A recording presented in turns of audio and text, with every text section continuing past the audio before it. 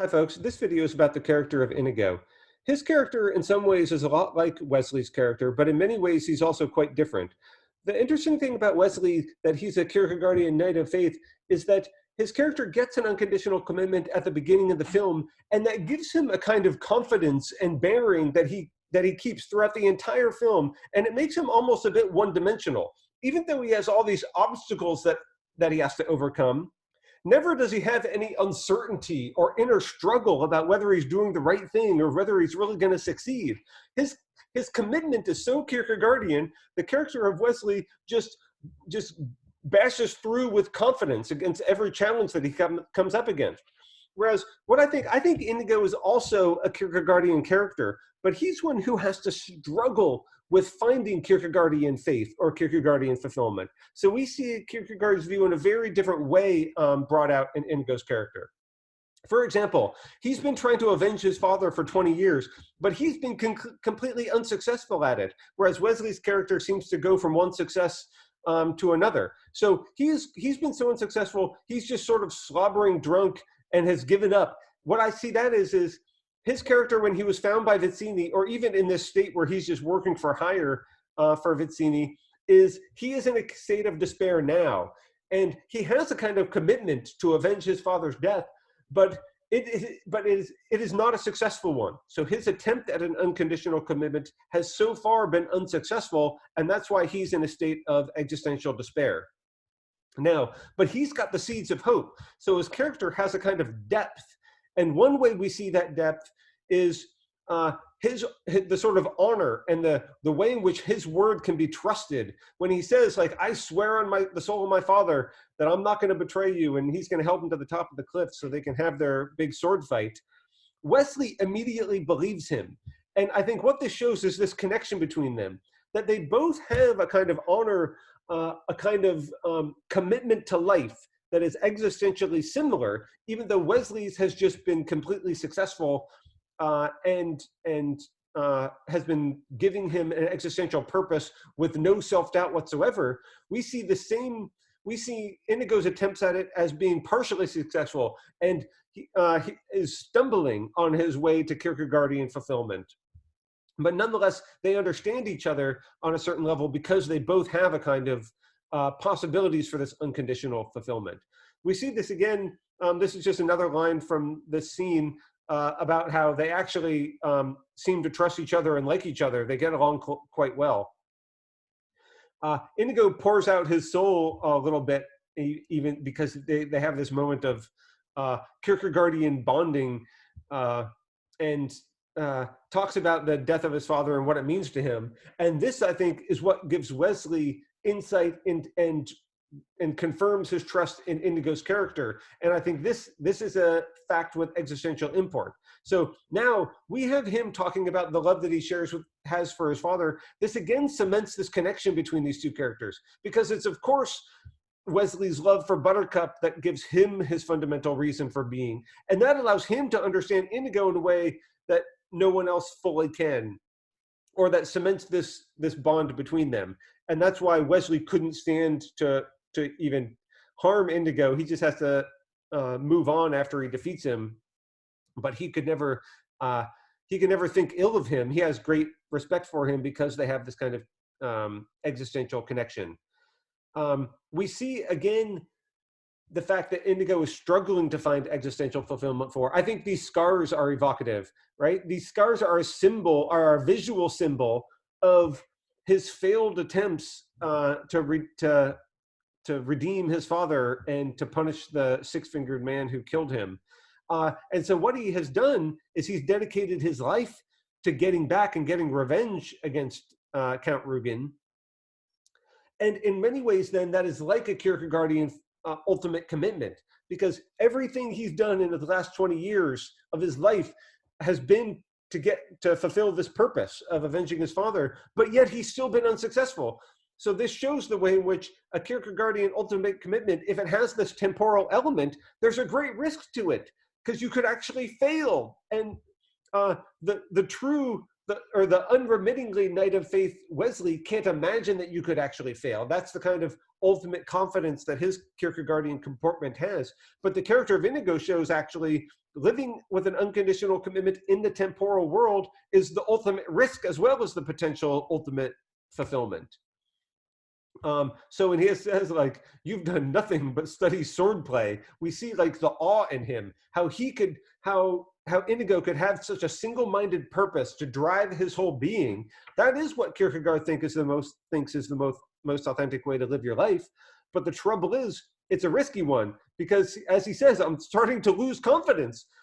So as I read it, Inigo is a Kierkegaardian character, but he's one who has one of these unconditional commitments, but he's precisely realizing the risky fate that this might leave you with if you're trying to be ultimately fulfilled in the temporal world. And if you lose confidence, then of course you're not a completely successful knight of faith.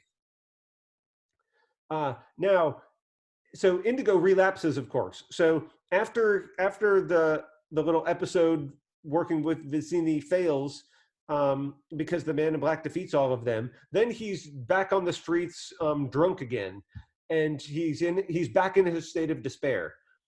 But what happens is the role of the man in black actually comes and provides the mechanism for him to actually get a kind of Kierkegaardian salvation, because once they discover that this mechanism through which Fezzik divulges that Count Rugen is in the castle and he can actually finally avenge his father, he sees hope again. And all he needs is that little glimmer of hope in order to get back on his Kierkegaardian mission to avenge his father and fulfill this unconditional commitment to his father's memory. And notice this: once he gets back on the on the bus, he gets back. He gets his motivation back. Now he believes in miracles with a kind of confidence that Wesley has had throughout the entire film. So now he, Fezzik is the voice of reason, and he says, but wait a minute, how are you going to just go find the man in black in order to defeat your arch enemy? And Inigo's response is, don't bother me with trifles. This is just the kind of thing Wesley would say when Buttercup is acting as the voice of reason. This kind of confidence, now he's had this turnaround. He's reached the nadir and he's climbing back up to his moment of fulfillment, where now he has this kind of ultimate commitment. He recognizes, so this ultimate commitment now he's a man on a mission. It gives him insight, because when they then hear Wesley getting tortured in the pit of despair, and his cries are echoing throughout the whole countryside, they hear it, and immediately he knows. It's like he knows the truth to the universe now, that cry exactly is the cry of ultimate suffering, because it is from the man in black, who could be the only person emitting such a cry right now. It's such a far-fetched explanation for what he would think is the origin of this cry that they randomly hear in the village. But of course, according to the logic of the film, he's exactly right, which is a way of saying his confidence is completely justified because he has finally achieved the right kind of commitment to go fulfill his promise to his father. We see this again in the very next scene.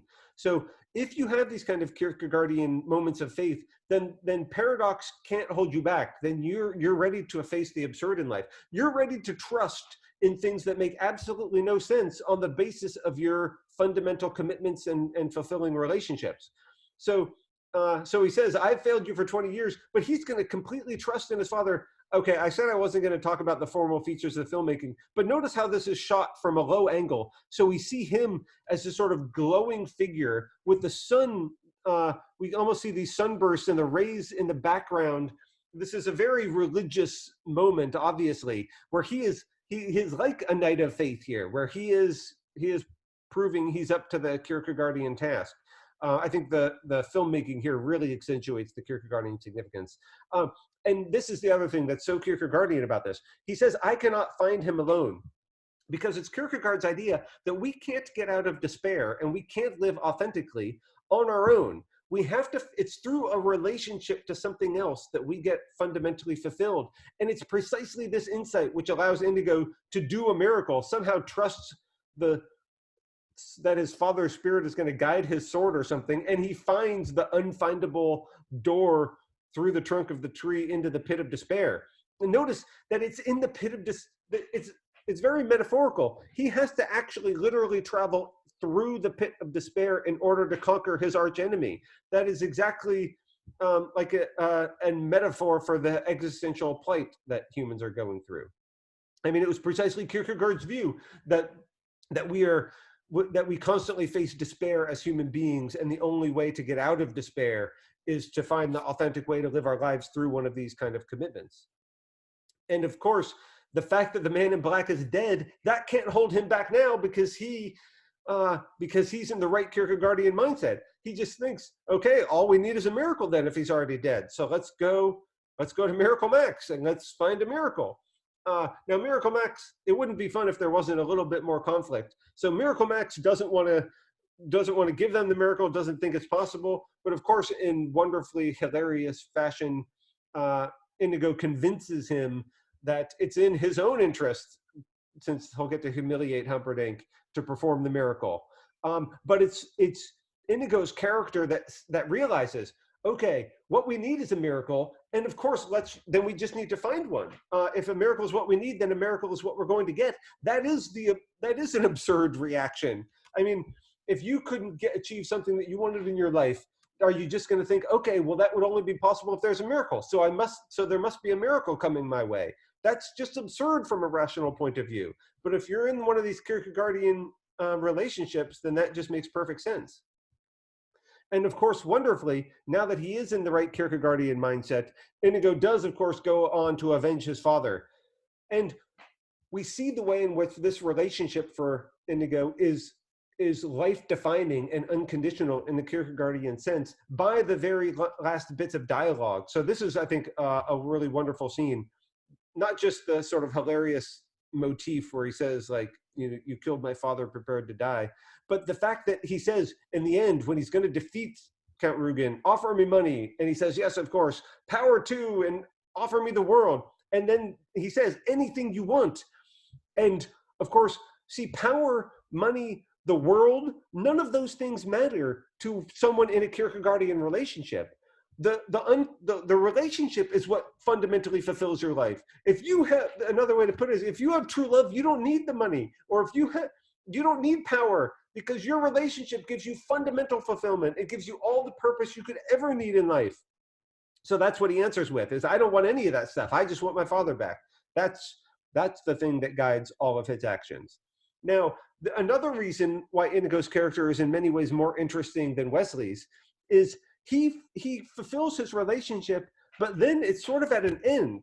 Wesley gets to leave with Buttercup and live happily ever after. But now that if your fundamental Kierkegaardian commitment is of the kind that could be finally terminated, like this act of revenge, then there's a way in which he should, from a Kierkegaardian point of view, his life should end, or his identity should end.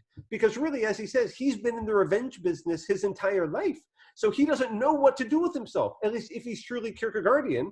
And so wonderfully, we see the very next line of dialogue. He says, I don't know what to do with the rest of my life. This is precisely what a Kierkegaardian would say. If your unconditional commitment has been terminated by being fulfilled, you should be at sea. You should be existentially unmoored and really not know what to do. Now, in the sort of hilarious twist in which only Hollywood scripts can tie in up every single loose end imaginable, Wesley has the perfect answer, and he can then go on to get a new purpose by finding a fulfilling way to be the Dread Pirate Roberts. So nicely, the script ties up the loose ends for us perfectly. But what I think is, rather than being a counterexample, see, you might think the fact that his commitment could end would be a counterexample to him being truly Kierkegaardian. I think his reaction to it ending is precisely what a Kierkegaardian knight of faith would say. Okay, so there's my defense of the character of Inigo. Thanks.